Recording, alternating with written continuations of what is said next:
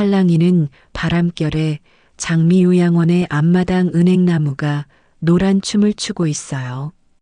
올해 76이 된 저는 3층 동쪽 창가에서 이 풍경을 바라보며 하루를 시작합니다. 하얀색 커튼이 드리워진 창 너머로 보이는 세상은 마치 흑백 사진처럼 쓸쓸해 보이네요. 303호실, 세상에서 가장 작은 이 방은 5평 남짓한 크기예요. 하얀 벽지에 고요함이 가득하고 휠체어 하나, 겨우 지나갈 만한 통로 끝에는 반질반질한 나무 옷장이 서 있어요. 옷장 위에는 꽃이 피어 있는 화분 3개가 놓여 있죠. 큰 며느리가 작년 어버이날에 사다 준 거예요. 요즘엔 그나마 이 화분들이 제게 말동무가 되어주네요. 아침 6시면 복도에 사뿐사뿐 울리는 간호사의 구두 소리가 들려요. 문틈 사이로 반찬 냄새가 새어 들어오고 이내 문이 열리면서 따뜻한 죽 한 그릇과 약 3알이 들어온답니다. 예전에는 이런 시간에 국수가게 육수를 우려내고 있었을 텐데 이제는 약 먹는 시간을 재는 것이 일과가 되었네요. 처음 이곳에 왔을 때만 해도 잠시일 거라 생각했어요. 큰아들 내외가 허리 수술과 재활 치료를 핑계로 저를 모셔온 게 벌써 2년 전이에요. 어머니, 금방 모시러 올게요라던 약속은 점점 희미해져만 가네요. 첫 달에는 매일 찾아오던 자녀들의 발걸음도 이제는 한 달에 한 번 볼까 말까해요.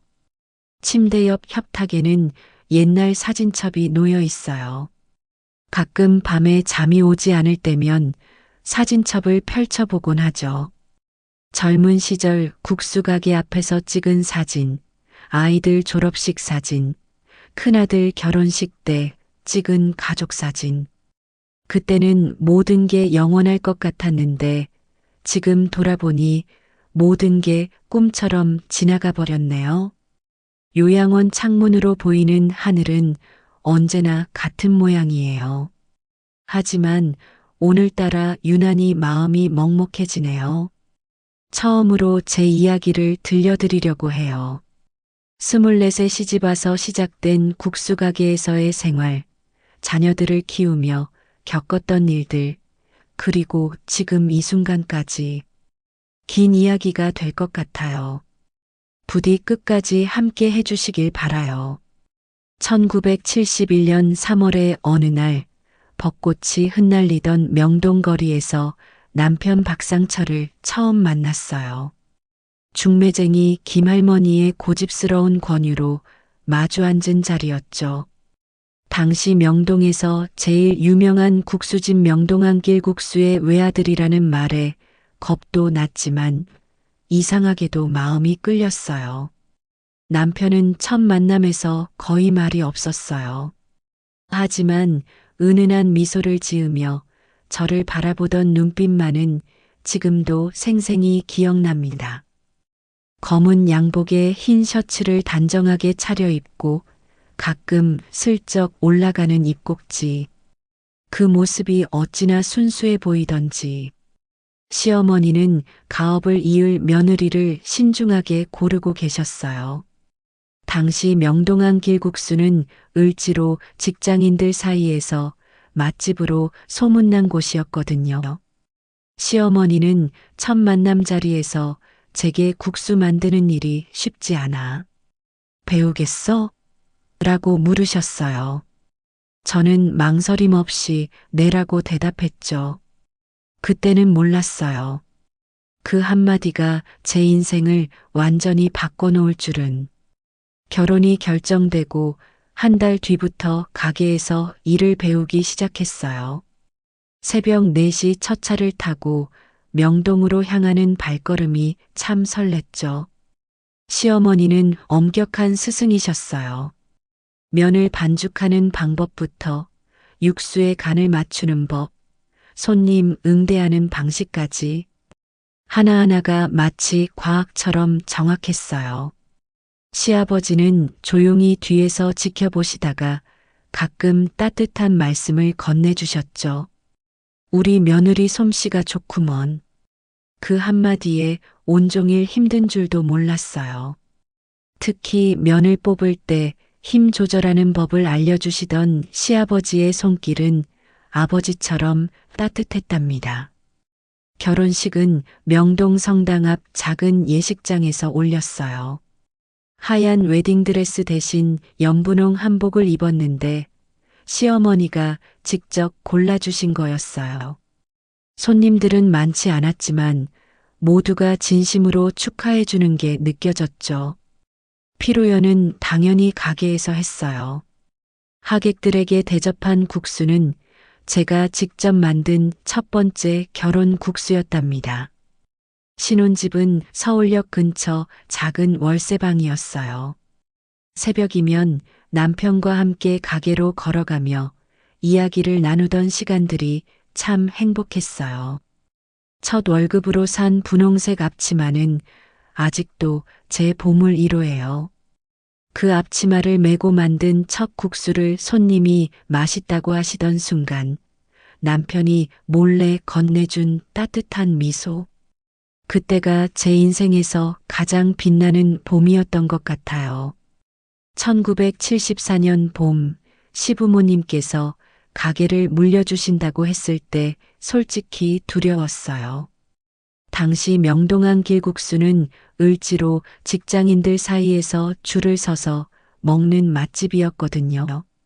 시어머님이 40년간 지켜오신 그 맛을 제가 이어갈 수 있을지 밤마다 식은땀을 흘리며 고민했죠. 가게를 물려받던 날 시어머님은 하루 종일 가게 구석구석을 정리하셨어요. 마지막으로 낡은 가죽 수첩을 건네시더라고요. 그 안에는 40년간의 비법이 빼곡히 적혀 있었죠. 육수는 새벽 3시에 우려내기 시작할 것, 면은 반드시 아침에 뽑을 것, 숙주는 당일 아침 공수해 올 것. 마지막 장에는 시어머님의 글씨로 이제 내 차례다. 우리 며느리라면 잘할 수 있을 거야 라고 적혀 있었어요. 첫 출근 날은 긴장으로 손이 떨릴 정도였어요. 새벽 2시 반에 일어나 가게에 도착하니 벌써 단골 할아버지들이 기다리고 계시더라고요. 이제 젊은 사람이 하니 더 맛있겠구만 하시면서 격려해 주셨죠. 하지만 그날 육수가 너무 짜게 나왔어요. 울면서 다시 만들었는데 남편이 조용히 와서 처음이니까 괜찮아. 우리 같이 하면 되라고 다독여 주더라고요. 가게를 맡은 지 한 달쯤 지났을 때였어요. 아침부터 바빠서 정신없이 일하다가 문득 고개를 들어보니 손님들이 하나같이 국수를 맛있게 드시고 계시더라고요. 그날 처음으로 나도 할 수 있구나 하는 자신감이 생겼어요. 첫째 아들 민수가 태어난 건 그의 겨울이었어요. 진통이 시작됐는데도 점심 장사를 마무리하느라 병원에 늦게 갔죠. 아들을 낳고 일주일 만에 가게에 나와 일했어요.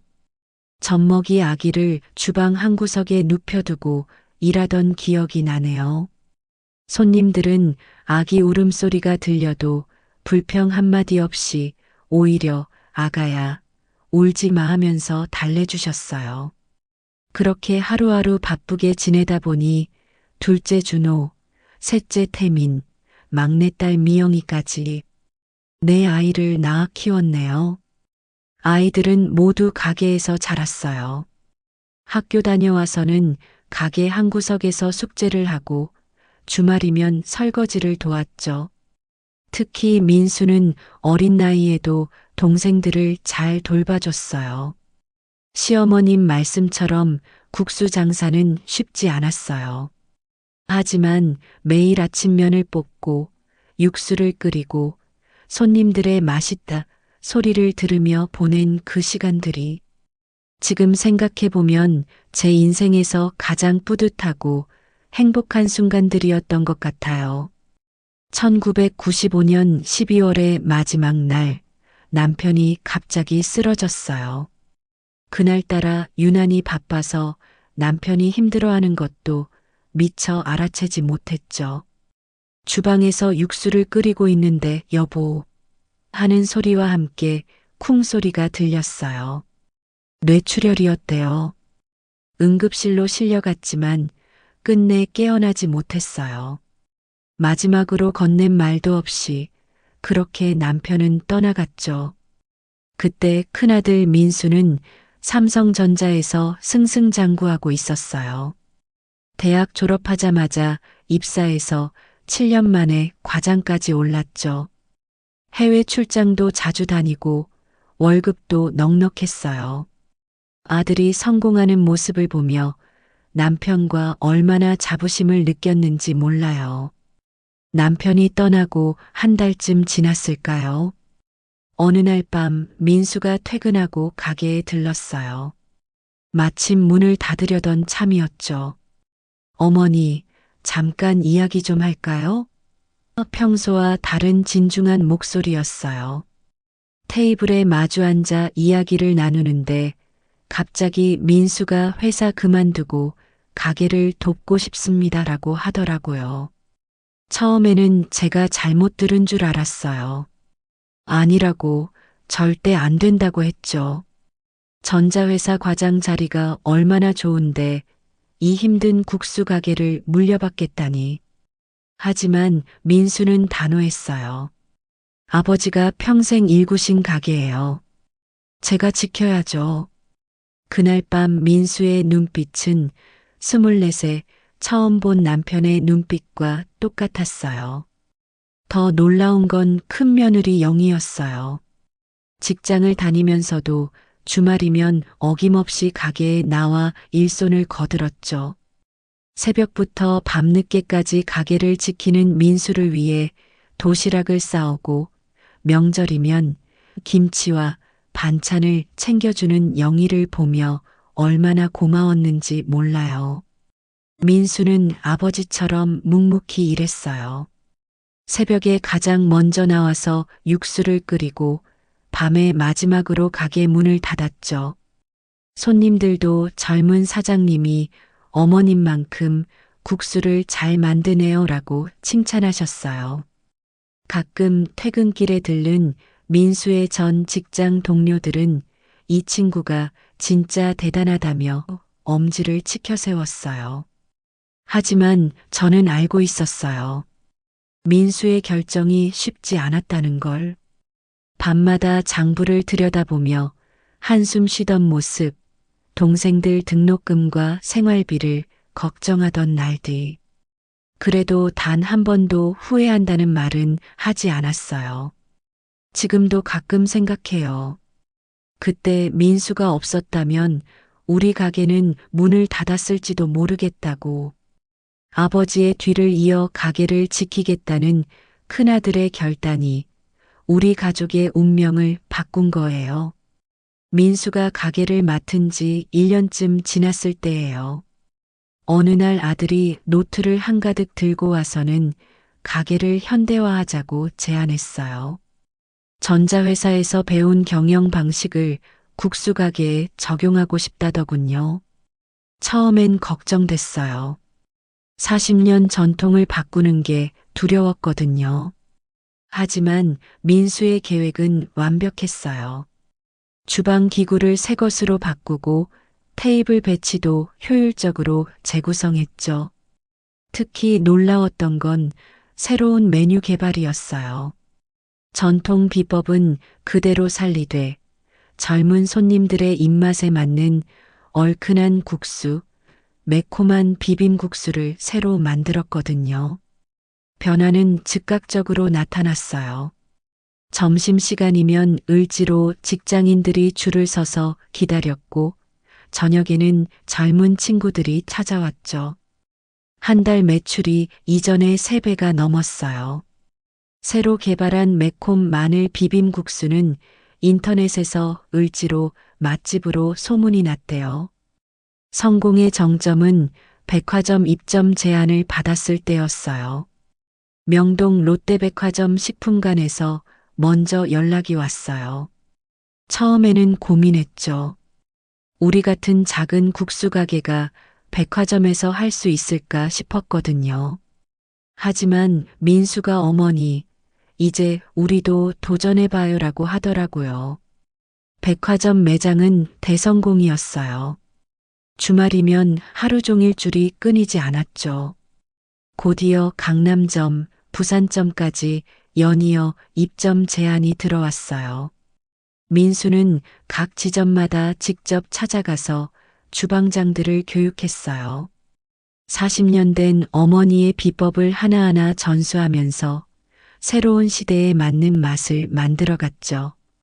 그 즈음 민수가 부동산 투자를 제안했어요. 명동의 옛 건물들이 재개발되면서 매물이 나온다고 하더라고요. 은행 대출을 받아 첫 건물을 샀어요.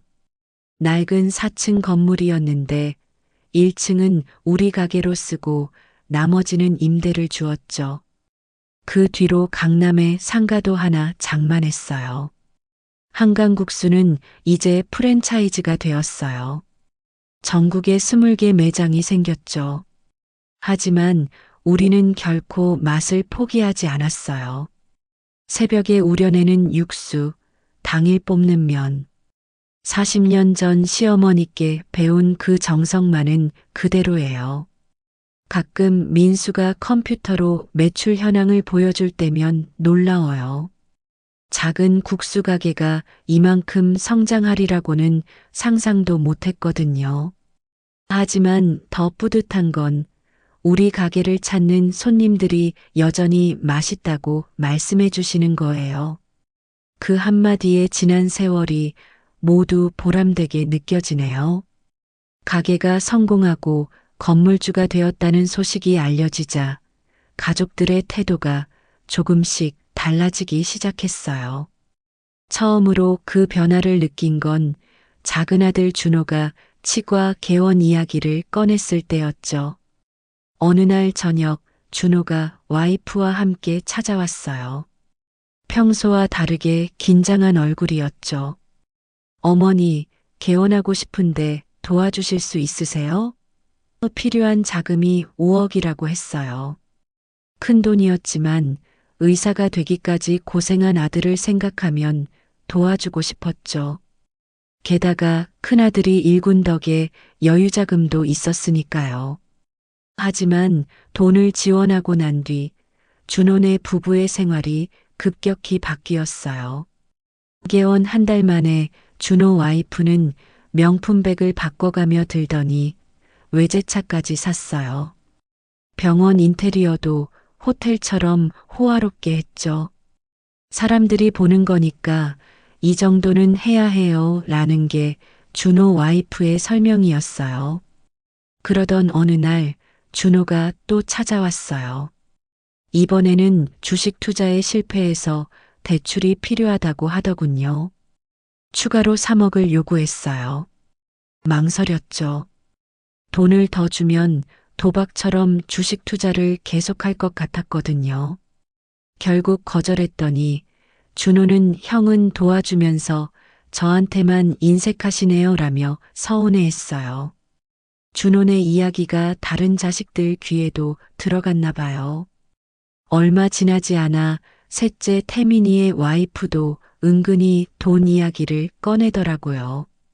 시어머니, 저희도 전세 자금이 필요한데 막내딸 미영이도 유학 가고 싶다며 학비를 요청했고요. 가게 수익과 건물 임대료가 꾸준히 들어오는데도 자식들의 요구사항은 점점 커져갔어요. 명품백의 외제차, 남들 눈을 의식하는 사치스러운 생활이 걱정됐죠. 큰아들 민수는 이런 상황을 보며 한숨만 쉬었어요. 어머니, 이러다가 가족이 다 망가질 것 같아요. 돈이 많아지자 행복해질 줄 알았는데 오히려 가족 간의 갈등만 깊어져 갔어요. 준호네는 제가 거절한 뒤로 발걸음이 뚝 끊겼고 태민이네도 서먹서먹해졌죠.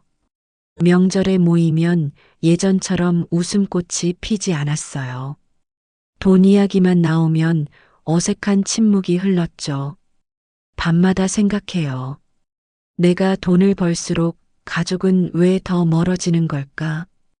부자가 되면 모든 게 해결될 줄 알았는데 오히려 더 복잡해진 것 같아요. 아마도 이게 성공의 양면성이겠죠. 달콤한 성공의 이면에는 쓴맛도 숨어 있다는 걸 그때는 미처 몰랐네요.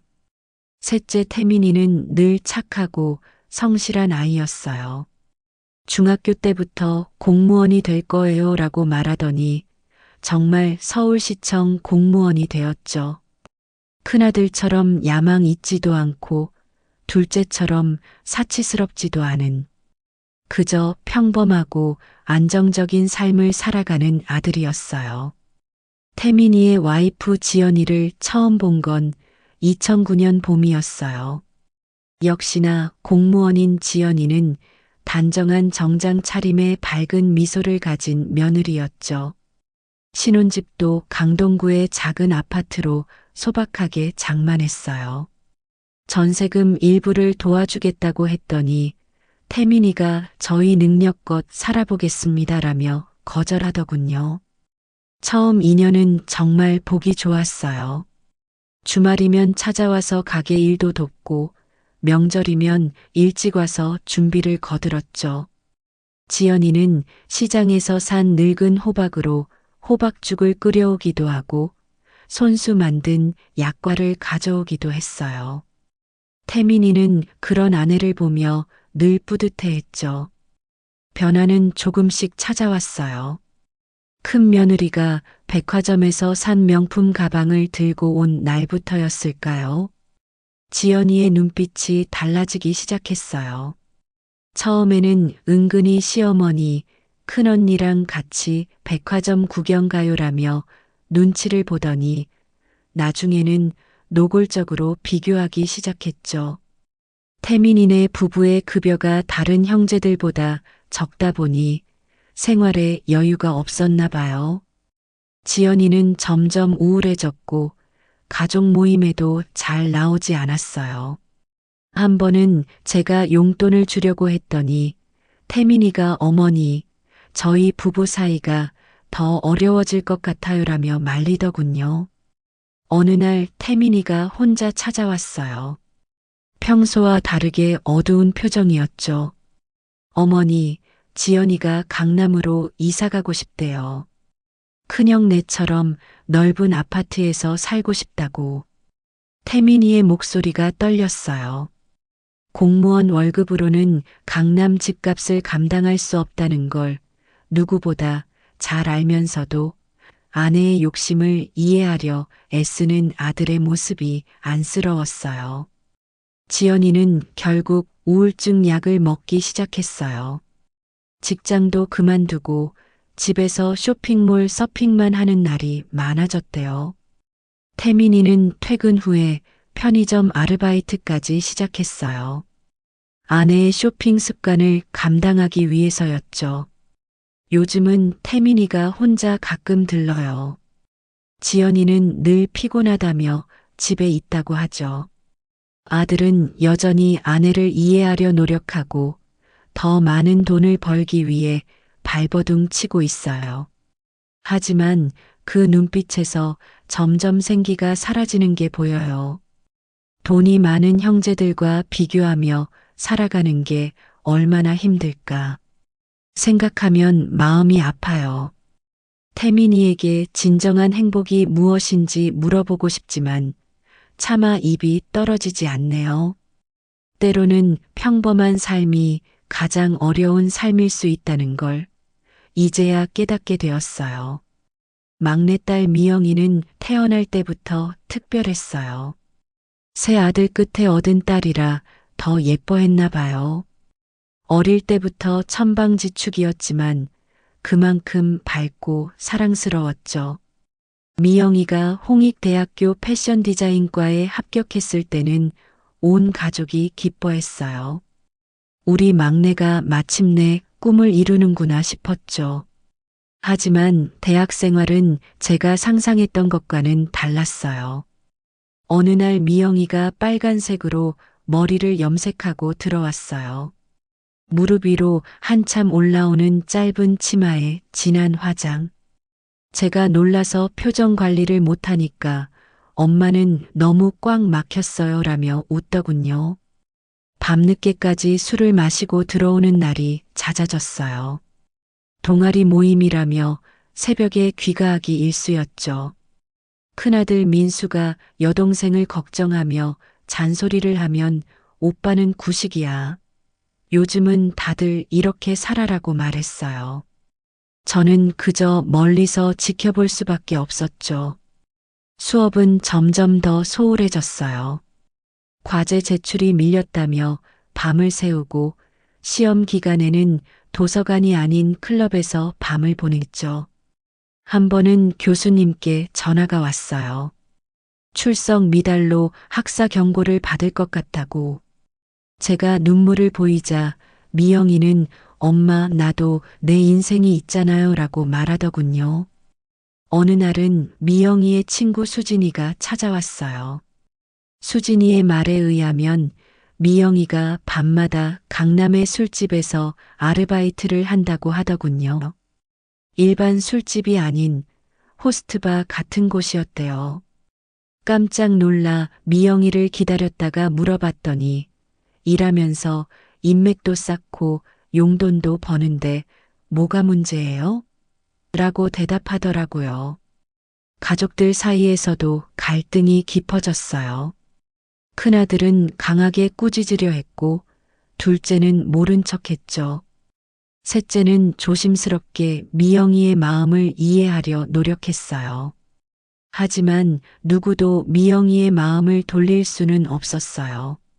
술에 취해 들어온 어느 날 미영이가 제 무릎에 기대앉아 울더군요. 엄마, 나 이렇게 사는 게 맞는 걸까? 그동안의 방황이 한순간에 무너지는 것 같았어요.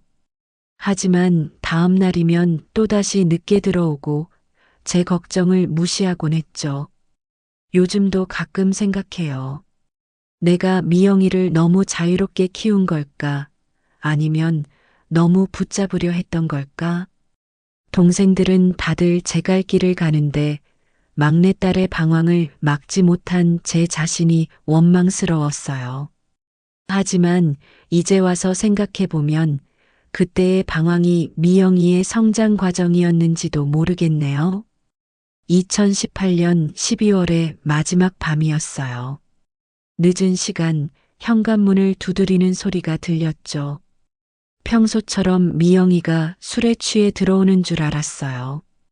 하지만 그날은 달랐어요. 미영이의 얼굴이 평소보다 더 하얗게 질려 있었고 눈가는 번진 화장으로 얼룩져 있었죠.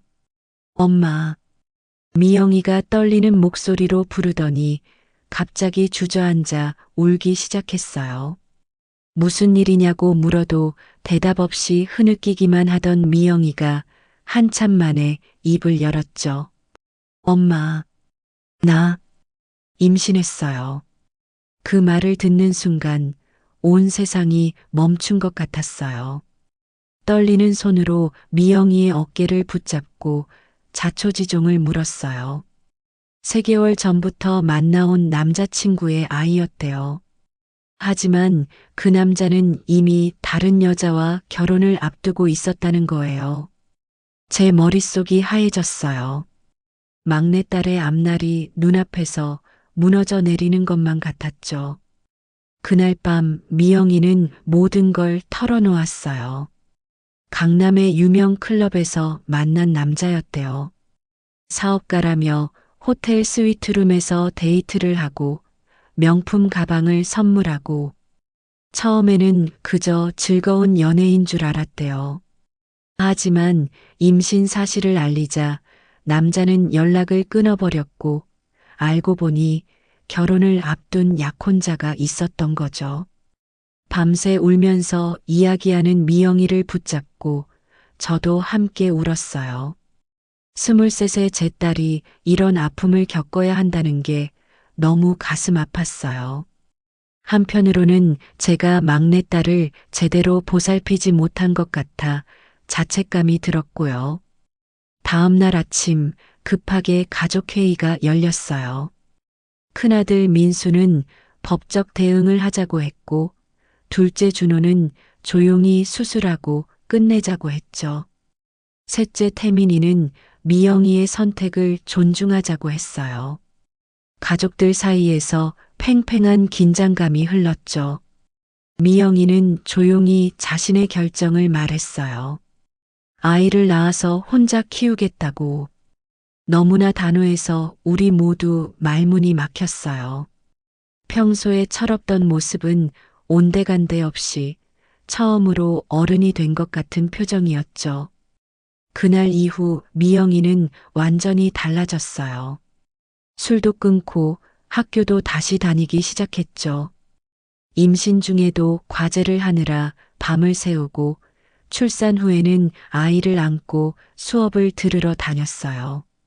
주변의 시선은 차갑고 힘들었지만 꿋꿋이 견뎌냈죠. 지금도 그날 밤을 생각하면 가슴이 먹먹해져요. 하지만 그 시련이 오히려 미영이를 더 강하게 만들었는지도 모르겠어요. 때로는 가장 큰 아픔이 우리를 성장시키는 걸까요? 그렇게 생각하면 마음이 조금은 편해지네요. 장미요양원에서 보내는 시간이 2년이 되어 갑니다. 창밖에 은행나무가 또 한 번 노란 잎을 떨구네요. 시간이 지날수록 점점 더 많은 것들을 생각하게 돼요. 자식 넷을 키우고 큰 가게도 일구고 건물도 사고 그렇게 바쁘게 살았는데 결국 제가 마주한 건 이 조용한 방과 창밖의 풍경뿐이에요. 큰아들 민수는 여전히 가게를 운영하고 있어요. 이제는 프랜차이즈 본사 대표가 되어 전국 매장을 관리하느라 바쁘다고 하네요. 한 달에 한 번 정도 들러서 경영 보고를 해주곤 해요. 말은 안 하지만 제가 이곳에 있는 게 마음에 걸리나 봐요. 방문할 때마다 미안한 듯 고개를 숙이죠. 둘째 준호는 병원비 때문에 연락이 끊긴 지 오래예요. 가끔 지인들을 통해 소식을 들어요. 결국 병원을 처분하고 지방으로 내려갔다고 하네요. 아들의 실패가 제 책임인 것만 같아 마음이 아파요. 어쩌면 그때 돈을 덜 줬어야 했나 하는 후회도 들고요. 셋째 태민이는 한 달에 2번 전화를 해요. 지연이와의 관계는 여전히 서툴지만 그래도 살아가고 있다고 하네요. 얼마 전에는 둘째 아이가 생겼다는 소식도 전해왔어요. 축하한다고 했지만 한편으로는 걱정이에요. 이미 빠듯한 살림의 아이까지. 미영이는 이제 호주 멜버른에서 산다고 해요. 싱글맘으로 패션 디자이너가 되어 자신의 브랜드를 만들었대요. 영상통화로 외손녀 하은이의 모습을 보여줄 때면 못다 준 사랑이 북받쳐 올라요. 지난달에는 엄마 이제 제가 모시고 살게요라는 제안을 해왔어요. 하지만 거절했죠. 이제 와서 딸의 인생까지 짐이 되고 싶지 않아서요. 요양원에서의 하루하루는 참 길어요. 아침에 눈을 뜨면 창밖 하늘부터 보고 저녁이면 같은 하늘을 보며 잠이 듭니다. 간호사들은 친절하지만 제 아이들은 아니에요.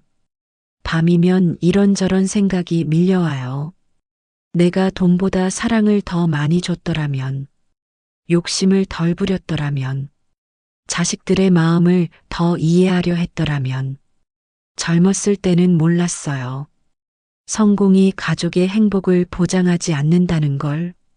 큰 건물을 가진 건물주가 되어도 전국적인 프랜차이즈의 대표가 되어도 결국 제일 중요한 건 서로에 대한 이해와 사랑이었다는 걸 이제야 깨달았네요. 오늘도 저녁 노을이 참 예쁘네요. 붉은 햇살 속에서 은행잎들이 춤추는 모습이 마치 제 인생 같아요. 화려했지만 결국은 져가는. 하지만 이제는 후회하지 않으려고 해요. 모든 것에는 이유가 있었겠죠. 그리고 그 모든 순간이 모여 지금의 저를 만들었으니까요. 사연을 들어주셔서 고맙습니다. 누군가에게는 이 이야기가 작은 위로가 되었으면 좋겠어요. 돈이 전부가 아니라는 것, 가족의 사랑이 얼마나 소중한지, 저처럼 늦게 깨닫지 않길 바라며 이만 글을 마칠게요. 올해 73, 푸른 소료양원에서 지내고 있는 윤순자입니다. 3층 동쪽 창가에 놓인 흔들의자는 제가 하루의 대부분을 보내는 자리예요. 아침이면 초등학교 운동장에서 들려오는 아이들의 제잘거림과 함께 하루가 시작되죠. 까만 머리들이 운동장을 가득 메우고 그 사이로 선생님들의 호루라기 소리가 울리면 저도 모르게 미소 짓게 되네요. 베이지색 벽지가 둘러싸고 있는 이 작은 방에서 저는 주로 창 밖을 바라보며 시간을 보내요. 액자 속 옛 사진들 사이로 햇살이 비치면 마치 영화의 한 장면처럼 과거가 떠오르곤 해요. 벽에 걸린 달력은 어느새 12월. 이곳에서 보내는 시간이 1년이 되어 가네요. 작년 11월 갑자기 악화된 관절염 때문에 첫째 딸 미경이가 저를 이곳으로 모셔왔어요. 엄마, 재활 치료 받으시면서 몸 좀 추스르셨다가 우리 집으로 모시러 올게요. 그때는 정말 잠시일 줄 알았어요. 하지만 계절이 4번 바뀌는 동안 딸의 약속은 점점 희미해져만 가네요. 아침 7시면 간호사가 가져다 주는 죽과 약, 그리고 창가에 놓인 화분에 물을 주는 것으로 하루를 시작해요. 둘째 딸 수경이가 보내준 스투키는 이제 제법 자랐네요. 미국에서 박사 과정 중인 수경이는 영상통화로 식물이라도 엄마 곁에 있어야죠라며 웃었어요. 그 웃음소리가 조금은 공허하게 들렸지만 그래도 고마웠죠. 40년. 제가 명동에서 양장점을 했던 시간이에요. 처음엔 작은 구멍가게 같은 공간이었는데 나중엔 압구정에 3층짜리 부티크까지 가지게 됐죠. 마담 윤이라고 부르면서 찾아오시던 단골 손님들, 늦은 밤까지 재봉틀을 돌리던 순간들, 딸들과 함께 매장을 꾸미던 기억들. 모든 게 꿈처럼 지나가 버렸네요. 요즘은 밤에 잠이 잘 안 와요. 천장을 바라보며 생각해요. 내가 진정으로 원했던 건 뭐였을까? 화려한 압구정 매장? 해외에서 공부하는 똑똑한 딸들? 아니면 그저 평범한 가족의 행복? 재봉틀 소리가 들리던 그 작은 양장점에서 우리는 더 행복했던 것 같아요. 오늘은 처음으로 제 이야기를 들려드리려고 해요. 22에 시작한 작은 양장점에서부터 압구정 부티크의 성공과 세 딸의 성장, 그리고 지금 이 순간까지 재봉틀 소리와 함께 시작된 제 인생 이야기를요. 누군가에겐 작은 위로가 될 수 있길 바라며 천천히 풀어볼게요. 1974년 봄 명동 뒷골목에 자리 잡은 양장점 코르사주에서 제 인생이 시작됐어요. 22의 저는 그저 재봉틀 한 대와 작은 꿈을 가진 평범한 여자였죠. 어머니가 물려주신 일제시대 JUKI 재봉틀이 전부였어요. 하지만 그 재봉틀은 제게는 마법의 지팡이 같은 존재였죠. 가게라고 해봤자 5평 남짓한 공간이었어요. 입구에는 낡은 전신 거울 하나, 안쪽에는 재봉틀과 작업대, 그리고 벽면을 따라 원단 면놀이 전부였죠. 하지만 그 작은 공간에서 저는 매일 밤 늦게까지 불을 밝혔어요. 옷을 만들 때마다 제 가슴은 설렘으로 가득했거든요. 남편을 만난 것도 그 무렵이었어요. 이태원에서 양복점을 하시던 김태성 씨. 원단을 사러 청계천에 갔다가 우연히 마주쳤죠.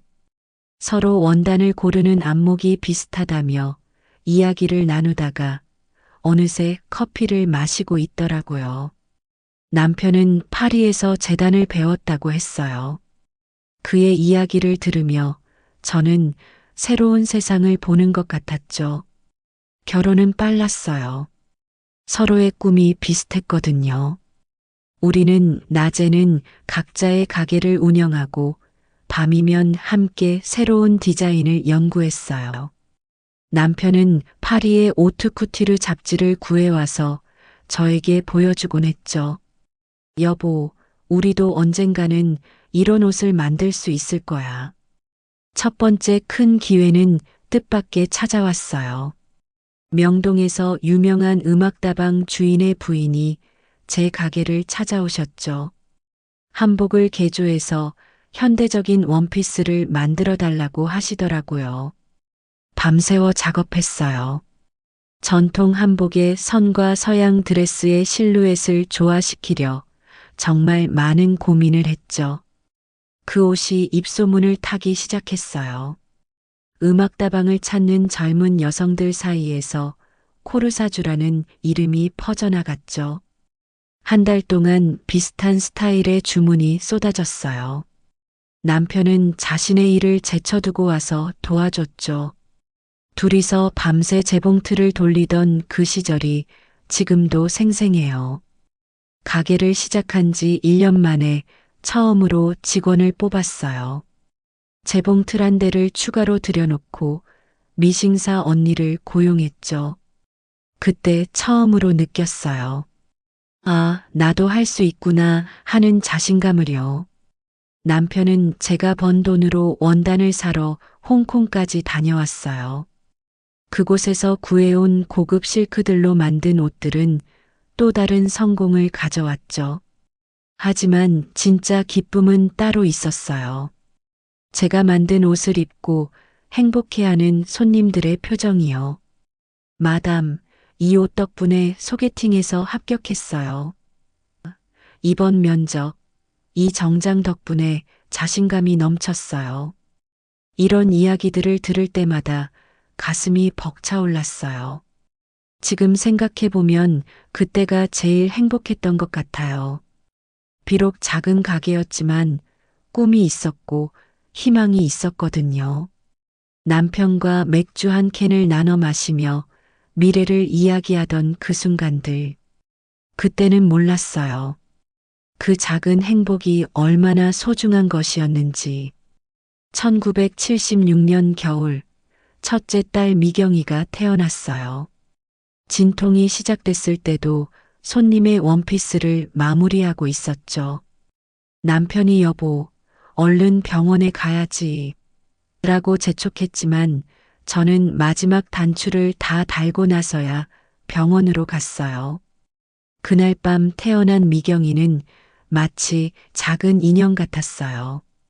출산 한 달 만에 가게로 복귀했어요. 가게 안쪽에 아기 침대를 두고 재봉틀을 돌리면서도 수시로 아이를 살폈죠. 손님들은 미경이를 보며 패션 디자이너 집안의 공주님이네요라며 웃었어요. 그때는 몰랐죠. 그 말이 예언이 될 줄은. 1978년 드디어 명동 중심가로 가게를 옮겼어요.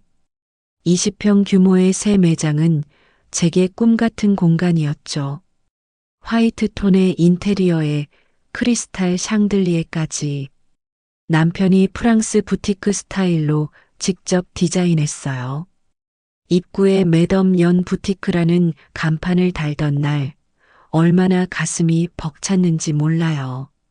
둘째 수경이가 태어난 건 그해 가을이었어요. 미경이는 동생을 얻은 게 신기한지 가게에서 종일 아기 침대를 들여다보곤 했죠. 두 아이를 키우면서 가게를 운영하는 게 쉽지는 않았어요. 하지만 그때가 제일 행복했던 것 같아요. 아이들의 웃음소리와 재봉틀 소리가 어우러지던 그 시간들. 80년대 초반 패션 업계가 급격히 변하기 시작했어요. 해외 브랜드들이 들어오고 기성복 시장이 커졌죠. 하지만 저는 제 길을 고수했어요. 수작업으로 만드는 맞춤옷, 고객 한 명 한 명의 체형과 개성을 살리는 디자인. 그게 저희 부티크만의 강점이었거든요. 1982년 막내 예진이가 태어났어요. 세 딸이 생기자 주변에서는 아들은 안 낳으세요? 라고 물었지만 저는 행복했어요. 매장 한켠에 아이들의 놀이공간을 만들어뒀죠. 미경이는 원단 조각으로 인형 옷을 만들고 수경이는 패션 잡지를 뒤적이고 예진이는 풍선처럼 둥실둥실 돌아다녔어요. 사업은 날로 번창했어요. 연예인들이 찾아오기 시작했고 패션쇼 의뢰도 들어왔죠. 특히 제가 만든 한복 드레스는 큰 인기를 끌었어요. 전통과 현대를 접목한 디자인이 새롭다며 패션 잡지에도 실렸죠. 남편은 당신은 역시 특별해라며 등을 두드려줬어요. 하지만 성공이 커질수록 아이들과 보내는 시간은 줄어들었어요. 미경이가 초등학교에 입학할 때도 바빠서 운동회는 한 번도 못 갔네요. 수경이 어린이날 행사에도 가게를 비울 수가 없었고, 그때는 이런 선택이 먼 훗날 어떤 결과를 가져올지 전혀 몰랐어요. 지금도 가끔 그 시절 사진을 봐요. 매장 안에서 세 딸이 뛰어노는 모습, 남편과 함께 원단을 고르는 모습. 그땐 이 행복이 영원할 것만 같았는데 세월은 참 빠르게도 흘러갔네요. 1985년 압구정동에 첫 발을 디뎠을 때의 기억이 선명해요. 현대 아파트 상가 앞거리는 마치 다른 나라 같았죠. 명품 브랜드 간판들이 즐비한 거리, 화려한 쇼윈도. 그곳에서 저는 새로운 꿈을 꾸기 시작했어요. 현대백화점 맞은편 3층짜리 건물을 계약하던 날 남편과 첫 싸움을 했어요. 무리하는 거 아니오? 지금 명동 가게만으로도 충분한데. 남편의 말이 맞았는지도 모르죠. 하지만 전 고집을 부렸어요. 압구정동이 새로운 패션의 중심지가 될 거란 확신이 있었거든요. 은행 대출을 받고 친정 어머니의 통장까지 털어 인테리어를 시작했어요. 1층은 기성복 매장, 2층은 맞춤샵, 3층은 작업실. 프랑스 부티크를 참고해서 디자인했죠. 오픈 첫날 진주 목걸이를 한 강남 사모님들이 줄을 서서 기다리시더라고요. 그때 미경이는 중학생, 수경이는 초등학교 고학년, 예진이는 초등학교 저학년이었어요. 아이들은 학교 끝나면 압구정동 매장으로 왔죠. 3층 작업실 한켠에 공부방을 만들어뒀는데 지금 생각하면 그게 실수였던 것 같아요. 매장이 바빠질수록 아이들은 엄마의 관심에서 멀어져 갔어요. 수경이가 중간고사에서 수학 5등급을 받아왔는데도 손님 응대하느라 대화를 제대로 못했죠. 미경이의 첫 교내 패션쇼에도 가지 못했어요. 엄마는 옷이 더 중요하지? 라던 미경이의 말이 아직도 가슴에 남아 있어요. 남편과의 관계도 조금씩 멀어져 갔어요. 프랑스에서 공부한 남편의 클래식한 디자인 감각과 제가 추구하는 과감한 스타일이 자주 부딪혔거든요. 결정적인 건 87년 파리 컬렉션 연수였어요. 제가 한 달 동안 파리에 다녀오는 동안 남편은 양복점을 정리하고 제주도로 내려가 버렸어요. 그 무렵 큰딸 미경이가 의대 진학을 선언했어요. 엄마처럼 살고 싶지 않아요. 전 제 인생을 살 거예요. 그 말을 듣는 순간 뭔가가 확 무너지는 것 같았어요. 제가 그토록 꿈꾸던 패션 하우스의 미래, 미경이에게 물려주고 싶었던 제 모든 것이 한순간에 물거품이 되는 것 같았죠.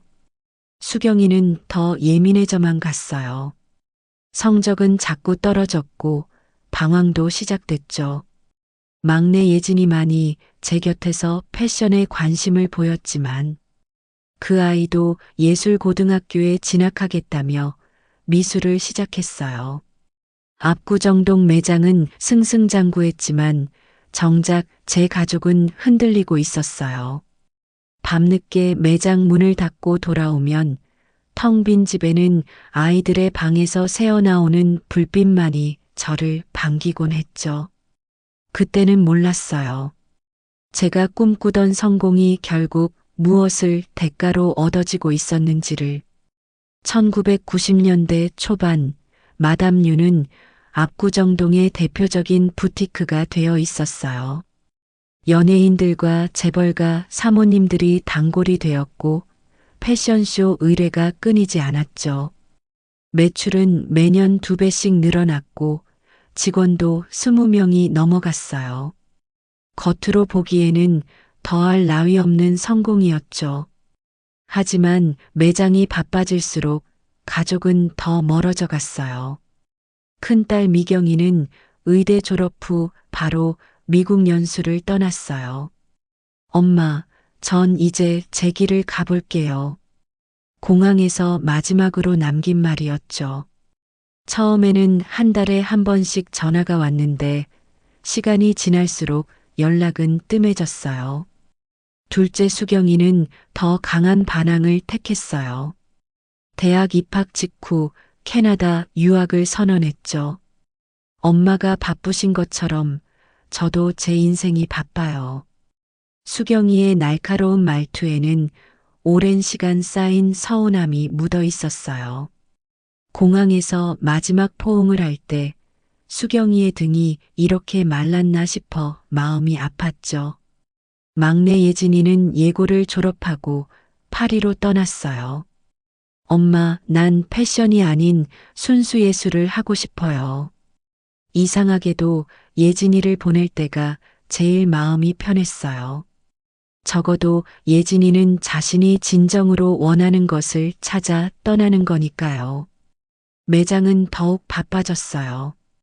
95년에는 청담동에 두 번째 매장을 열었고 96년에는 파리 컬렉션에 제 이름을 걸고 참가했죠. 언론에서는 저를 한국의 코코 샤넬이라고 부르기 시작했어요. 하지만 밤에 텅 빈 집으로 돌아올 때면 그 모든 찬사가 공허하게 들렸어요. 어느 날 저녁 매장 정리를 하다가 옛날 앨범을 발견했어요. 명동 첫 가게 시절 작은 재봉틀 앞에서 찍은 가족 사진이었죠. 남편의 따뜻한 미소, 세 딸의 해맑은 웃음. 그때는 우리가 이렇게 흩어질 줄 몰랐네요. 97년 IMF가 터졌어요. 많은 부티크들이 문을 닫았지만 저희 매장은 살아남았죠. 오히려 매출이 늘었어요. 하지만 그때 처음으로 생각했어요. 이게 정말 내가 원하던 걸까? 성공이란 게 뭘까? 밤늦게 매장 불을 끄며 홀로 서 있을 때면 20년 전 그 작은 재봉틀 앞이 그리워지곤 했어요. 해외에 있는 딸들은 이메일로 안부를 전해왔어요. 미경이는 보스턴에서 자기 병원을 열었고 수경이는 토론토 대학 교수가 되었죠. 예진이는 파리에서 전시회를 연다고 했어요. 다들 제 길에서 성공했지만 왜 이렇게 마음이 허전한지 모르겠어요. 매장 창밖으로 스치는 젊은 여성들을 보며 생각해요. 그들에게 나는 어떤 사람일까? 성공한 디자이너? 부러움의 대상? 하지만 정작 저는 알고 있죠. 제가 잃어버린 게 무엇인지를. 화려한 성공 뒤에 숨겨진 가슴 한편의 작은 상처들을. 2000년대로 접어들면서 모든 것이 빠르게 변했어요. 어느 날 매장에 들른 단골 손님이 마담, 요즘은 다들 인터넷으로 쇼핑해요라고 하시더군요.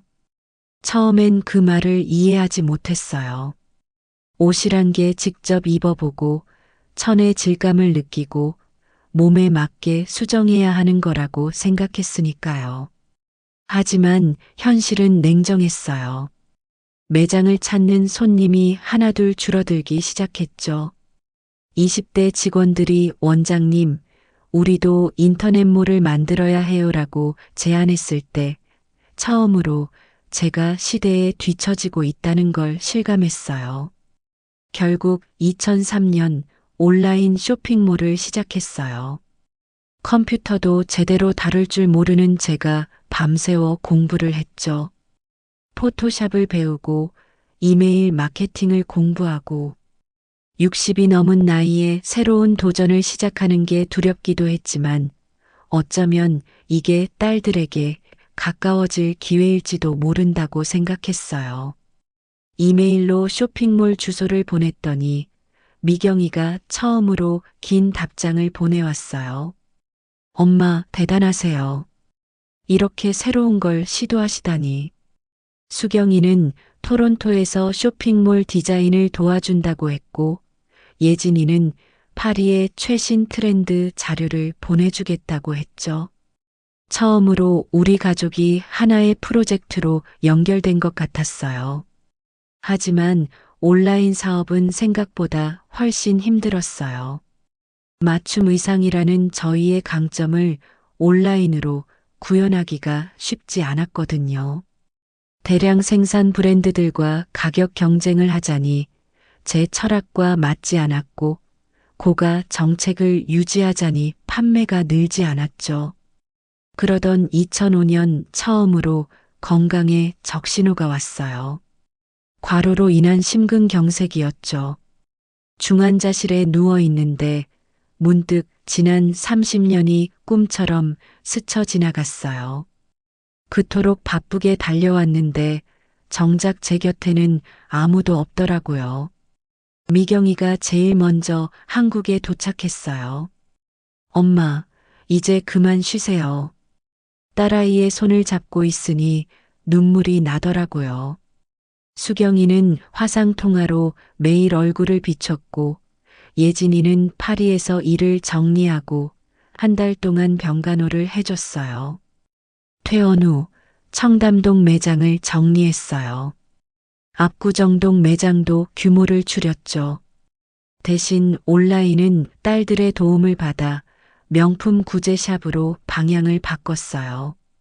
제가 30년간 모아온 빈티지 의상들이 오히려 새로운 가치를 만들어낸 거죠. 간소화된 매장 덕분에 여유가 생겼어요. 처음으로 미국에 있는 미경이네 병원도 가보고 토론토의 수경이 연구실도 구경했죠. 예진이의 파리 작업실에도 다녀왔고요. 늦게나마 딸들의 세계를 이해하려 노력했어요. 돌아보면 참 아이러니해요. 제가 그토록 붙잡으려 했던 것들은 놓아버리고 잃어버렸다고 생각했던 것들이 다시 돌아왔네요. 시대의 변화가 저를 두렵게 했지만 그 변화 덕분에 오히려 새로운 시작을 할 수 있었어요. 2008년 봄 큰딸 미경이가 결혼한다는 소식을 전해왔어요. 상대는 보스턴에서 만난 한국계 의사였죠. 엄마, 웨딩드레스는 꼭 엄마가 만들어주세요. 그 말을 듣는 순간 눈물이 왈칵 쏟아졌어요. 30년 넘게 수많은 웨딩드레스를 만들었지만 딸의 드레스를 만든다고 생각하니 손이 떨리더라고요. 미경이의 드레스는 제가 만든 옷 중에서 가장 공들인 작품이었어요. 순백색 실크에 손으로 하나하나 비즈를 달았죠. 피팅을 하는 동안 미경이가 엄마 미안해요. 예전에 이해하지 못했던 엄마의 마음을 하면서 울었어요. 저도 딸도 말로는 표현 못했던 서로에 대한 이해가 그 순간 드레스를 통해 전해진 것 같았어요. 둘째 수경이는 2009년 겨울 토론토에서 결혼식을 올렸어요. 캐나다 교수님과의 결혼이었죠. 이번에도 웨딩드레스를 만들었는데 수경이는 심플한 스타일을 원했어요. 엄마, 저는 티 없이 맑은 드레스를 입고 싶어요.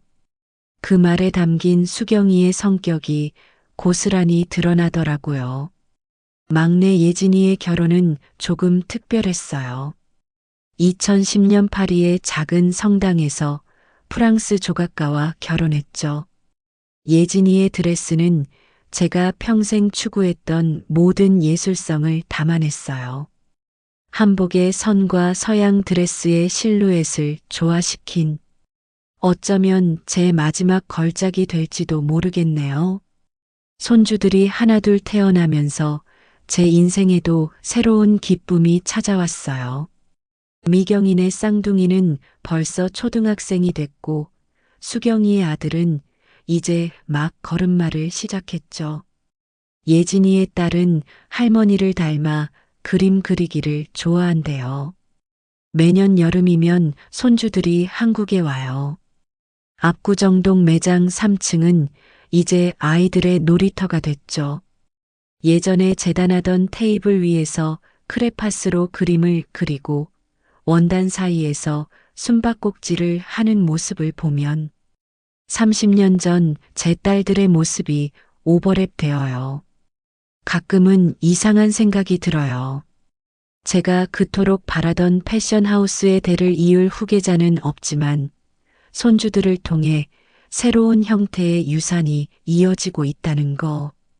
미경이의 딸은 패션 디자인에 관심이 많다고 하고 수경이의 아들은 벌써부터 천을 만지는 걸 좋아한대요. 올해부터는 매장 운영을 많이 줄였어요. 대신 한 달에 한 번씩 신진 디자이너들을 위한 멘토링 클래스를 열고 있죠. 제가 쌓아온 경험과 노하우를 나누는 시간이에요. 젊은 디자이너들의 반짝이는 눈을 보고 있으면 제 젊은 시절이 떠올라요. 지난 주말에는 세 딸과 손주들이 모두 모였어요. 오랜만에 가족 사진을 찍었는데 사진을 보니 이제야 진정한 성공이 뭔지 알 것 같아요. 화려한 매장도 수많은 상도 아닌 바로 이렇게 서로를 이해하고 사랑하는 가족이었던 거죠. 2022년 가을 압구정동 부티크의 마지막 날이었어요. 40년 동안 지켜온 매장을 정리하는 일은 생각보다 훨씬 힘들었죠. 한 벌 한 벌의 옷에 얽힌 추억이 물밀듯이 밀려왔으니까요. 진열장 안의 드레스들, 작업실의 재봉틀, 오래된 패턴들, 모든 것이 제 인생의 한 페이지였어요. 건강이 많이 나빠진 건 그해 여름부터였어요. 관절염이 심해져서 재단은 물론 걷는 것조차 힘들어졌죠. 하지만 매장 정리는 꼭 제 손으로 하고 싶었어요. 오랜 세월 함께한 공간과 제대로 된 작별 인사를 나누고 싶었거든요. 마지막 정리를 하던 날 특별한 손님들이 찾아왔어요. 30년 전 제가 만든 웨딩드레스를 입었던 어머님이 이번엔 딸의 드레스를 주문하러 오셨더라고요. 마담, 우리 딸도 어머님께 드레스를 맡기고 싶었는데 그 말을 듣는 순간 눈물이 왈칵 쏟아졌어요. 세 딸이 각자의 자리에서 매장 정리를 도와주겠다고 했지만 만류했어요. 이건 제가 혼자 해야 할 일이라고 생각했거든요. 대신 미경이는 보스턴에서 매일 밤 전화를 해줬고 수경이는 토론토에서 매장의 역사를 정리한 영상을 만들어 보내줬어요. 예진이는 파리에서 급히 비행기를 타고 와서 마지막 날만큼은 함께 있어주겠다고 했죠. 오래된 앨범을 정리하다가 첫 매장 사진을 발견했어요. 낡은 재봉틀 앞에서 환하게 웃고 있는 23의 제 모습. 그 작은 가게에서 시작된 꿈이 이렇게 큰 이야기가 될 줄은 몰랐네요. 매장 문을 닫기 전 마지막으로 그 사진 속 젊은 제 모습에게 인사를 했어요. 수고했어. 정말 잘했어. 직원들과의 작별도 쉽지 않았어요. 20년 넘게 함께한 실장님은 끝까지 제 곁을 지켜주었고, 은 디자이너들은 제가 가르쳐 준 기술로 각자의 브랜드를 시작한다고 하더라고요. 어쩌면 이렇게 새로운 시작들로 이어지는 것이 또 다른 형태의 성공이 아닐까 싶어요. 마지막 날 매장에 불을 끄기 전에 혼자만의 시간을 가졌어요. 40년간의 모든 순간들. 첫 웨딩드레스를 만들던 날, 밤새워 파리 컬렉션 준비하던 시간, 딸들의 웨딩드레스를 만들던 순간, 모든 기억이 이 공간에 살아있더라고요. 이제는 푸른 소료양원에서 지내고 있어요. 창밖 풍경은 압구정동의 화려한 거리와는 많이 다르지만 여기에도 나름의 평화가 있네요. 재봉틀 소리 대신 새소리가 들리고 원단 대신 꽃과 나무를 만지는 일상. 처음에는 낯설었지만 이제는 이것도 제 인생의 한 페이지라고 생각해요. 푸른 소료양원의 아침은 새소리와 함께 시작돼요. 예전에는 재봉틀 소리가 저의 알람이었는데 이제는 창가에 찾아오는 참새들이 하루의 시작을 알려주네요. 처음에는 이런 조용한 일상이 낯설었지만 지금은 이 평화로운 시간들이 참 감사해요. 매일 아침 간호사 선생님이 가져다 주시는 약을 먹으며 태블릿으로 화상 통화를 해요. 미경이는 출근 전에, 수경이는 퇴근 후에, 예진이는 파리에 이른 아침에. 시차가 있어도 우리는 매일 얼굴을 마주해요. 예전에는 바빠서 못 나눈 이야기들을 이제야 천천히 나누고 있죠. 요양원 생활에도 특별한 즐거움이 있어요. 수요일마다 열리는 원예 수업에서는 꽃을 만져요. 40년 동안 천과 실만 만지던 제 손이 이제는 꽃과 흙을 만지며 새로운 감각을 배우고 있어요. 때로는 꽃을 보며 옛날 제가 만들던 드레스들이 떠오르기도 해요. 손주들은 한 달에 한 번씩 영상통화로 근황을 전해줘요. 미경이네 쌍둥이는 중학생이 되어서 할머니의 옛날 드레스 사진을 패션 숙제에 활용했대요. 수경이의 아들은 유치원에서 우리 할머니는 디자이너라는 주제로 발표를 했다고 하고요. 예진이의 딸은 할머니처럼 손재주가 좋아서 인형 옷을 만든다네요. 지난주에는 특별한 손님이 찾아왔어요. 30년 전 제가 만든 웨딩드레스를 입었던 신부가 이제는 할머니가 되어 찾아오신 거예요. 손녀의 웨딩드레스 사진을 보여주시면서 마담의 드레스를 입지 못해 아쉽다고 하시더라고요. 그 말을 들으니 가슴 한켠이 뭉클해졌어요.